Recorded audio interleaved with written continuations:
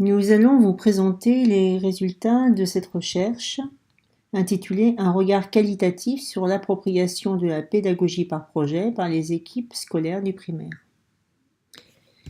L'analyse des données a fourni plusieurs résultats intéressants. Nous présenterons les ressemblances dans les conceptions que les différents acteurs ont de leur rôle dans le cadre de cette démarche pédagogique.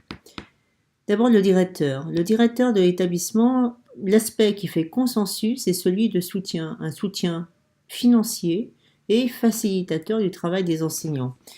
Les enseignants soulignent que le directeur doit s'informer du projet et se montrer intéressé à connaître son déroulement.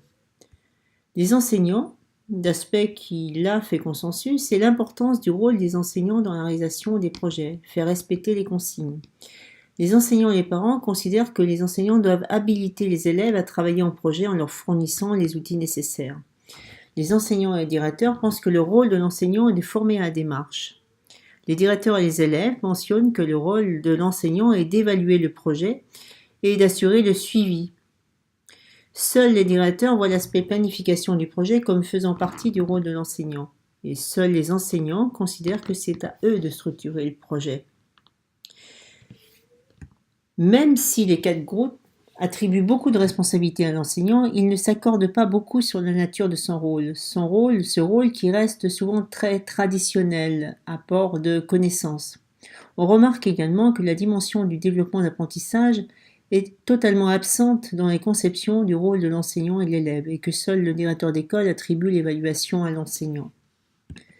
En ce qui concerne les élèves, les directeurs, les enseignants et les élèves mentionnent que le rôle de l'élève dans cette démarche est de devenir plus responsable. Les enseignants et les directeurs indiquent également que le rôle de l'élève est de s'impliquer. Les enseignants et les parents sont d'accord sur le fait que le rôle de l'élève est de demander de l'aide. On constate également qu'il n'existe pas ou peu de définition commune sur le rôle de l'élève. On peut dire que ce dernier a un rôle assez limité, alors que nous sommes dans une démarche qui se veut active et nécessite obligatoirement l'implication de l'élève. Aucun groupe ne fait référence au fait que dans cette démarche pédagogique, le rôle de l'élève est de réaliser des apprentissages. Et pour finir, le rôle des parents. Pour les 4 groupes, les parents n'ont pas un grand rôle à jouer dans l'appropriation de cette démarche. Ils doivent donner du soutien à leur enfant pendant la réalisation du projet. Seuls les parents mentionnent qu'une des responsabilités des parents serait d'aider leur enfant à faire le transfert des apprentissages à la maison.